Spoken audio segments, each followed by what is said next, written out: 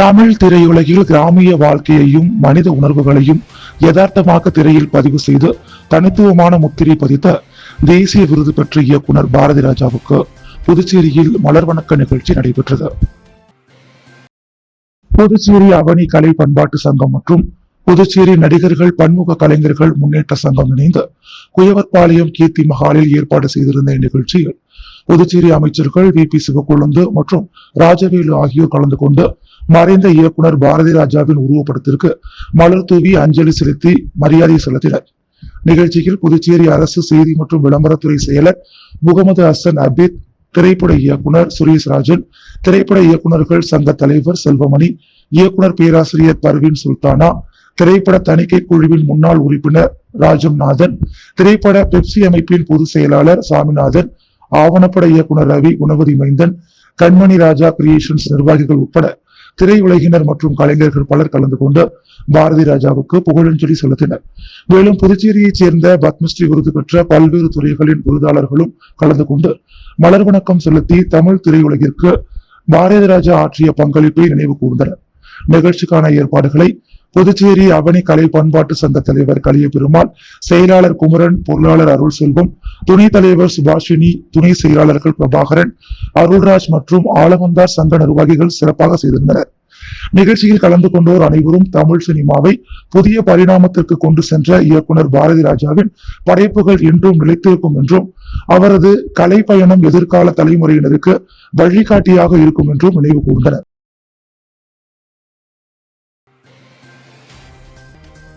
Puducherry union பிரதேசம் முழுவதும் 5 வயதிற்குட்பட்ட குழந்தைகளுக்கான தீவிர போலியோ சொட்டு மருந்து முகாம் நாளை ஜூன் 28 நடைபெறுகிறது. இதற்காக பிராந்தியம் முழுவதும் 424 இடங்களில் முகாம்கள் அமைக்கப்பட்டுள்ளதாக சுகாதாரத்துறை அறிவித்துள்ளது. இதுகுறித்து சுகாதாரத்துறை இயக்குனர் டாக்டர் செவ்வேல் வெளியிட்டுள்ள செய்திக்குறிப்பில், போலியோ நோயை முற்றிலும் ஒழிக்கும் நோக்கில் தேசிய தீவிர போலியோ தடுப்பூசி திட்டத்தின் கீழ் புதுச்சேரி, காரைக்கால், மாகே மற்றும் ஏனாம் உள்ளிட்ட யூனியன் பிரதேச பகுதிகளில் நாளை காலை 7 மணி முதல் மதியம் 3 மணி வரை சிறப்பு போலியோ சொட்டு மருந்து முகாம் நடைபெறுகிறது. இந்த முகாமின் மூலம் 5 வயதிற்குட்பட்ட அனைத்து குழந்தைகளுக்கும் இலவசமாக போலியோ சொட்டு மருந்து வழங்கப்படும். மொத்தம் 74,124 குழந்தைகள் பயன்பெறும் வகையில் 424 போலியோ முகாம்கள் அமைக்கப்பட்டுள்ளன. மேலும் பேருந்து நிலையங்கள், ரயில் நிலையங்கள், கோவில்கள், பூங்காக்கள் உள்ளிட்ட மக்கள் அதிகம் கூடும் இடங்களில் 31 சிறப்பு மையங்களும் செயல்பட உள்ளன. இதன் மூலம் பயணத்தில் இருக்கும் குழந்தைகளுக்கும் எளிதில் போலியோ சொட்டு மருந்து பெற்றுக் கொள்ளும் வகையில் ஏற்பாடுகள் செய்யப்பட்டுள்ளன. முகாமில் மருத்துவர்கள், செவிலியர்கள், சுகாதார பணியாளர்கள், அங்கன்வாடி ஊழியர்கள் மற்றும் தன்னார்வலர்கள் இணைந்து பணியாற்ற உள்ளனர். குழந்தைகள் எவரும் தவறவிடப்படாமல் தடுப்பூசி பெறுவதை உறுதி செய்ய சுகாதாரத்துறை விரிவான ஏற்பாடுகளை மேற்கொண்டுள்ளது. எனவே 5 வயதிற்குட்பட்ட அனைத்து குழந்தைகளையும் பெற்றோர் தவறாமல் அருகில் உள்ள போலியோ முகாம்களுக்கு அழைத்து வந்து சொட்டு மருந்து வழங்க வேண்டும். குழந்தை ஏற்கனவே வழக்கமான தடுப்பூசிகளை பெற்றிருந்தாலும் இந்த தீவிர போலியோ முகாமில் வழங்கப்படும் சொட்டு மருந்தையும் கட்டாயம் அளிக்க வேண்டும். இதன் மூலம் போலியோ இல்லாத சமூகத்தை உருவாக்க அனைவரும் ஒத்துழைக்குமாறு சுகாதாரத்துறை இயக்குனர் டாக்டர் செவ்வேல் கேட்டுக் கொண்டுள்ளார். சர்வதேச போதை எதிர்ப்பு தினத்தை முன்னிட்டு புதுச்சேரி லாஸ்பேட்டை ஐயனார் கோவில் அருகே சப்தகிரி அறக்கட்டளை மற்றும் சாய்ராம் மது போதை சிகிச்சை மற்றும் மறுவாழ்வு மையம் இணைந்து மது மற்றும் போதைப் பொருள் ஒழிப்பு குறித்த விழிப்புணர்வு நிகழ்ச்சியை நடத்தினர். இந்நிகழ்ச்சிக்கு சப்தகிரி அறக்கட்டளையின் பொறுப்பாளர் வி.பி.எஸ். ரமேஷ்குமார் தலைமை தாங்கி பொதுமக்களுக்கு மது மற்றும் போதைப் பொருட்களின் தீமைகள் குறித்து விளக்கும் துண்டு பிரசுரங்களை வழங்கி விழிப்புணர்வை ஏற்படுத்தினார். போதை பழக்கத்தால் ஏற்படும் உடல்நல பாதிப்புகள், குடும்ப சீர்கேடு, சமூக மற்றும் பொருளாதார இழப்புகள் குறித்து பொதுமக்களிடம் எடுத்துரைத்து போதை பழக்கத்திலிருந்து விலகி ஆரோக்கியமான வாழ்க்கை முறையை கடைபிடிக்க வேண்டும் என வலியுறுத்தினார். நிகழ்ச்சியின் தொடக்கத்தில் சாய்ராம் மது போதை சிகிச்சை மற்றும் மறுவாழ்வு மையத்தின் நிறுவனர் சிவானந்தம் வி.பி.எஸ். ரமேஷ்குமாருக்கு சால்வை அணிவித்து கௌரவித்தார்.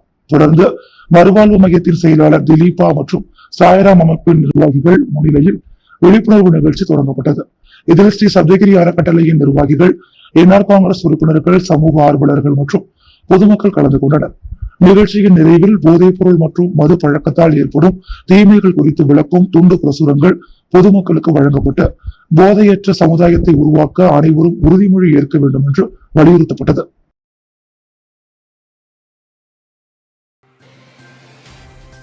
புதுச்சேரிக்கு முழுமையான மாநில அந்தஸ்து வழங்க வலியுறுத்தியும் இது குறித்து இதுவரை மத்திய அரசு எந்த நடவடிக்கையும் எடுக்காது கண்டித்தும் நேய மக்கள் கழகத்தின் தலைவர் சட்டமன்ற உறுப்பினர் நேரு தலைமையில் பொதுநல அமைப்பினர் இன்று கண்டன ஆர்ப்பாட்டத்தில் ஈடுபட்டனர்.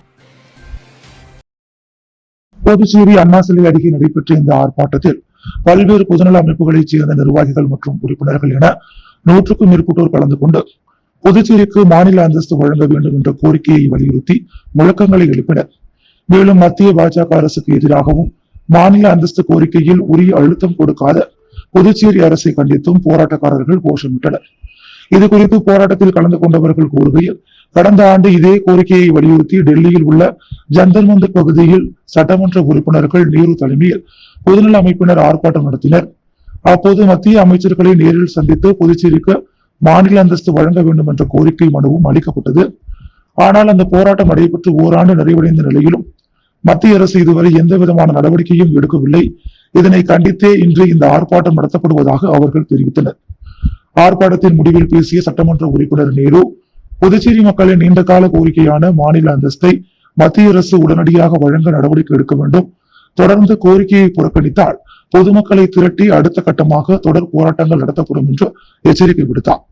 இந்த ஆர்ப்பாட்டம் காரணமாக அண்ணா சிலை பகுதி சிறிது நேரம் பரபரப்பாக காணப்பட்டது. பாதுகாப்பு முன்னெச்சரிக்கை நடவடிக்கையாக போலீசார் அப்பகுதியில் பாதுகாப்பு பணியில் ஈடுபட்டிருந்தனர்.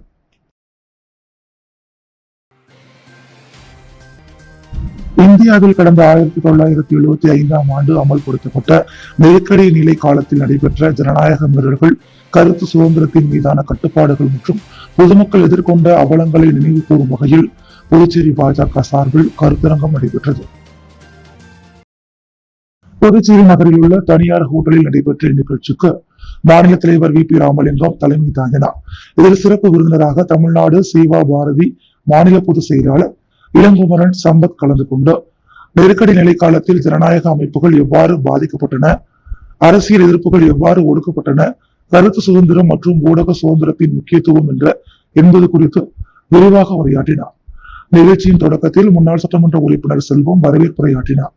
தொடர்ந்து அமாவாசை நோக்கு உரையாற்றி ஜனநாயகத்தை பாதுகாப்பதன் அவசியம் குறித்தும் வரலாற்று நிகழ்வுகளை இளைஞர்கள் அறிந்து கொள்ள வேண்டிய தேவையை வலியுறுத்தியும் பேசினார். கருத்தரங்கின் நிறைவில் நாகராஜ் நன்றியுரை வழங்கினார். நிகழ்ச்சியின் சிறப்பம்சமாக நெருக்கடி நிலை காலத்தை நேரில் அனுபவித்த மூத்த கட்சி நிர்வாகிகள் மற்றும் ஜனநாயக போராட்டங்களில் பங்கேற்றவர்களுக்கு மாநில தலைவர் வி.பி. ராமலிங்கம், அமைச்சர் நமச்சிவாயம் மற்றும் முன்னாள் சபாநாயகர் ஏம்பலம் செல்வம் ஆகியோர் சால்வை அணிவித்து மரியாதை செலுத்தினர். அவர்களின் பொது வாழ்க்கை பங்களிப்பும் ஜனநாயகத்தின் மீதான அர்ப்பணிப்பு பாராட்டப்பட்டது.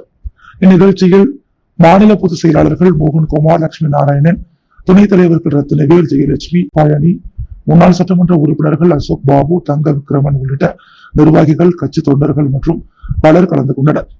நெருக்கடி நிலை கால வரலாற்றை தற்போதைய தலைமுறையினருக்கு எடுத்துரைப்பதோடு ஜனநாயகத்தின் அடிப்படை மதிப்புகளையும் அரசியலமைப்பு சாசனத்தின் முக்கியத்துவத்தையும் வலியுறுத்தும் நோக்கில் இந்த நிகழ்ச்சி ஏற்பாடு செய்யப்பட்டதாக பாஜக நிர்வாகிகள் தெரிவித்தனர். புரட்சிகர சோசியலிஸ்ட் கட்சி சார்பில் கருவடிக்குப்பம் பகுதியில் பெட்ரோல் டீசல் விலை உயர்வை கண்டித்து விறகு விற்கும் போராட்டம் நடைபெற்றது. புதுச்சேரியில் புரட்சிகர சோசியலிஸ்ட் கட்சி சார்பில் கருவடிக்குப்பம் பகுதியில் பெட்ரோல், டீசல், சமையல் எரிவாயு உள்ளிட்ட அத்தியாவசிய பொருட்களின் விலை உயர்வை கண்டித்து விறகு விற்கும் போராட்டம் நடைபெற்றது. இதில் மாநில அமைப்பாளர் பார்த்தசாரதி ஆர்ப்பாட்டத்திற்கு தலைமை தாங்க சங்கர், பூங்குழலி, இளையராஜா உள்ளிட்டோர் கலந்து கொண்டு கண்டன உரையாற்றினர். இதில் கட்சி நிர்வாகிகள் பலர் கலந்து கொண்டு கோஷங்களை எழுப்பினர்.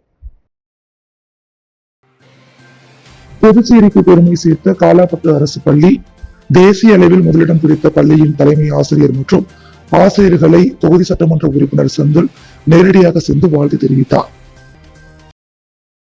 புதுச்சேரி காலாப்பட்டுக்குப்பம் பகுதியில் செயல்பட்டு வரும் எம்.எல். பூங்காவனம் செட்டியார் அரசு தொடக்கப்பள்ளி மத்திய அரசின் சுச்சதா மற்றும் கிரீன் ஸ்கூல் அவார்ட் 2025-26 தேசிய அளவிலான மதிப்பீட்டில் முதலிடம் பெற்ற சாதனை படைத்துள்ளது.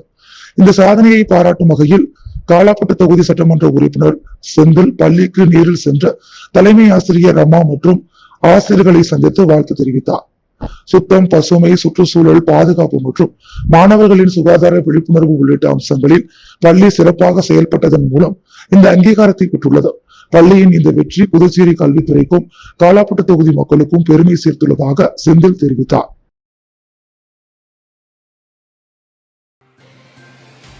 தமிழகத்தில் லட்சிய ஜனநாயக கட்சியின் முதல் அரசியல் நிகழ்வாக சென்னை கிழக்கு கடற்கரை சாலை உத்தண்டியில் கட்சி கொடியேற்றி கட்சியின் தலைவரும் புதுச்சேரி காமராஜ் நகர் தொகுதி சட்டமன்ற உறுப்பினருமான ஜோ சார்லஸ் மார்டின் தமிழகத்தில் கட்சியின் அரசியல் செயல்பாடுகளை அதிகாரப்பூர்வமாக தொடங்கி வைத்தார்.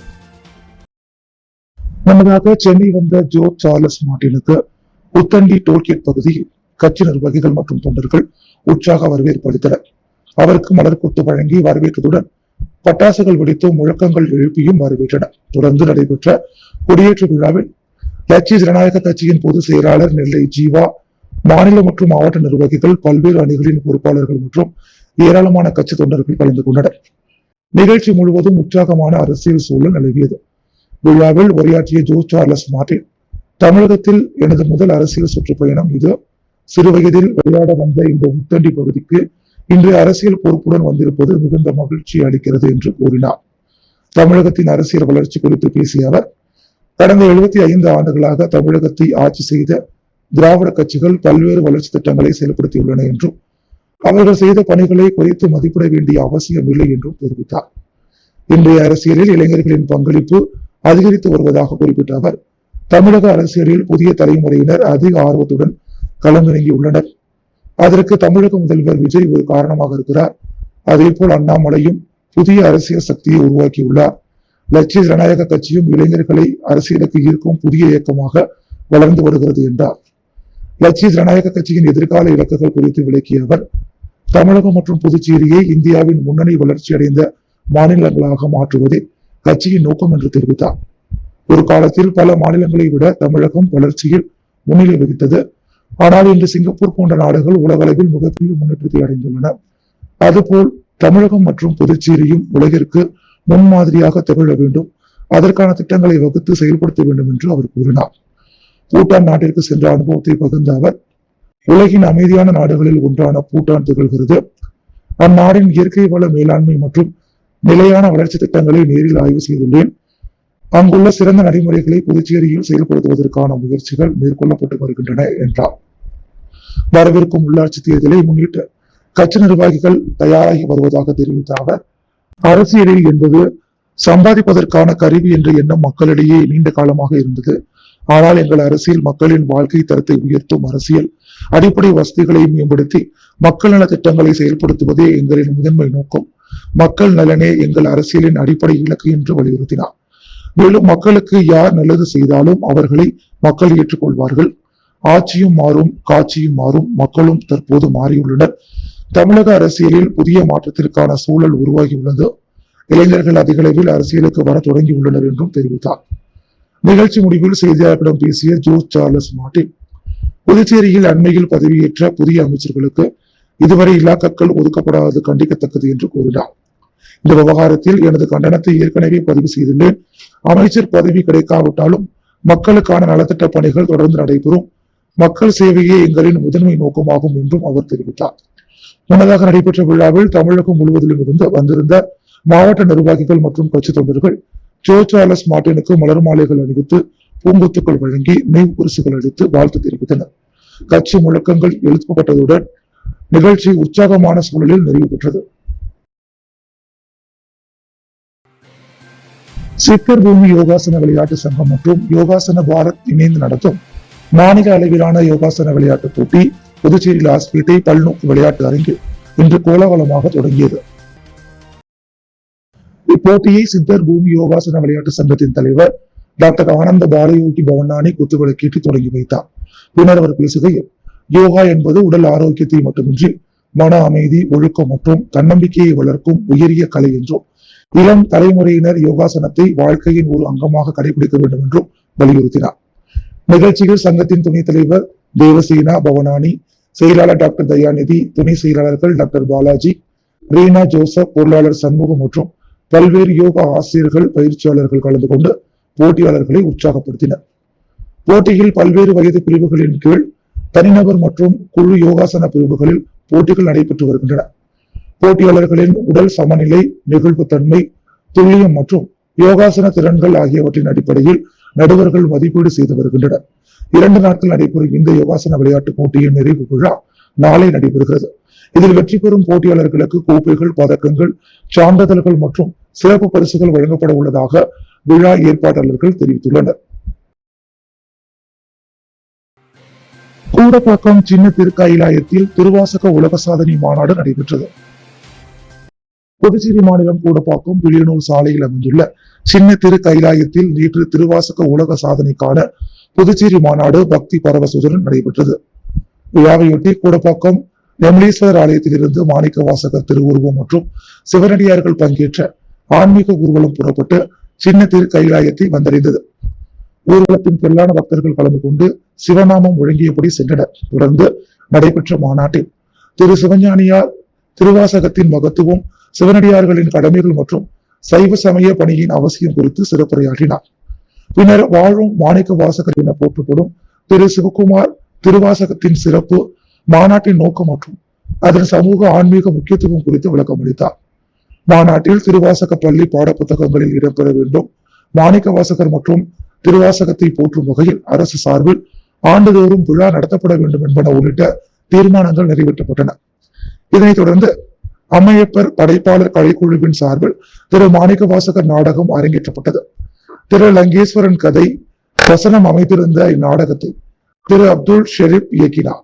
இதில் சிவஞானியார், கலைமாமணி, நந்தகோபால், கலைச்செம்மல், வெங்கடேஷ், கலைச்செம்மல், பரமேஸ்வரி உள்ளிட்ட கலைஞர்கள் சிறப்பாக நடித்திருந்தனர். மாநாட்டில் கலந்து கொண்ட சிவனடியார்களுக்கு காலை சிற்றுண்டியும் மதிய உணவும் வழங்கப்பட்டது. மேலும் பக்தர்கள் சின்ன திருக்கைலாயத்தில் தாங்களே திருமுழுக்கு செய்து சிவபெருமானை வழிபட்டனர். இந்த நிகழ்வை சர்வதேச உலக தமிழ் சங்கம் மற்றும் தடம் பதிக்கும் தளர்கள் அமைப்பு இணைந்த உலக சாதனை முயற்சியாக பதிவு செய்து வருகின்றனர்.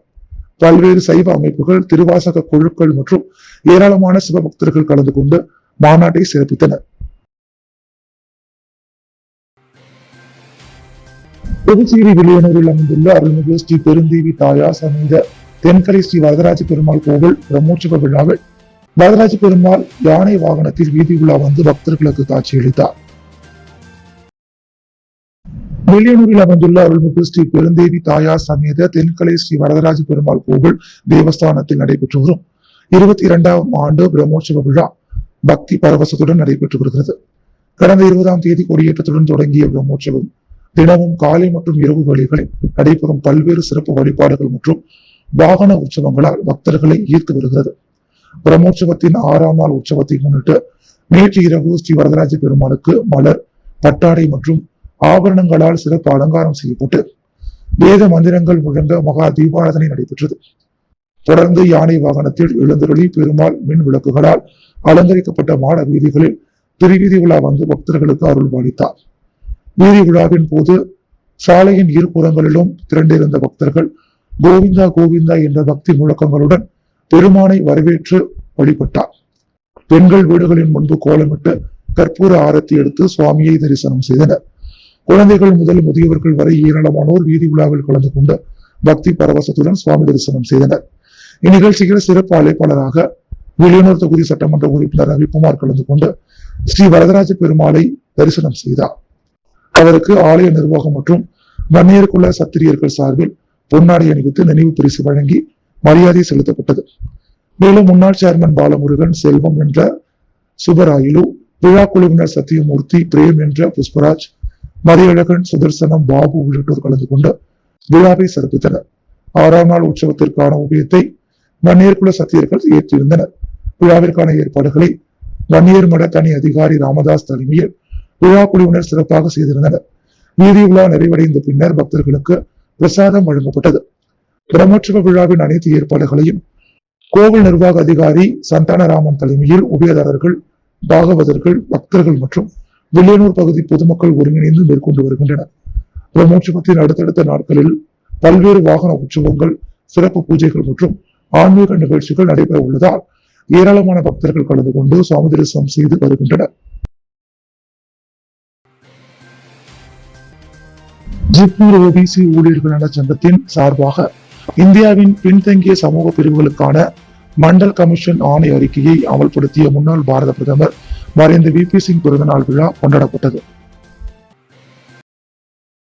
ஜிப்மர் ஓபிசி ஊழியர்கள் நல சங்கத்தின் சார்பாக இந்தியாவின் பின்தங்கிய சமூக பிரிவுகளுக்கான மண்டல் கமிஷன் ஆணை அறிக்கையை அமல்படுத்திய முன்னாள் பாரத பிரதமர் மறைந்த VP சிங்கின் 95வது பிறந்த நாளை முன்னிட்டு அவரது பிறந்தநாள் டாக்டர் ராஜேஷ் நாச்சியப்பன் ஜிப்மர் OBC தொடர்பு அதிகாரி தலைமையில் ஜிப்மர் OBC ஊழியர்கள் நலச்சங்கத்தின் அலுவலகத்தில் மிக சிறப்பாக கொண்டாடப்பட்டது. விழாவில் ஜிப்மர் OBC தலைவர் வேலு, அமைப்பு செயலாளர் சுதாகர், பொதுச் செயலாளர் சாந்தி செல்வம், பொருளாளர் செல்வமணி, துணைத் தலைவர்கள் பிரபாகரன், பெருமாள் ராஜா, செயலாளர்கள் ஷியாமலா, அனுஷா, முத்துவேல் மற்றும் ஜிப்மர் OBC அலுவலக நிர்வாகிகள், உறுப்பினர்கள், ஏராளமான ஜிப்மர் ஊழியர்கள் கலந்து கொண்டு பிறந்தநாள் விழாவை சிறப்பித்தனர். அன்றாட செய்திகளை உடனுக்குடன் தெரிந்து கொள்ள பாண்டி ஹெட்லைன்ஸ் சேனலுக்கு சப்ஸ்கிரைப் செய்து கொள்ளுங்கள்.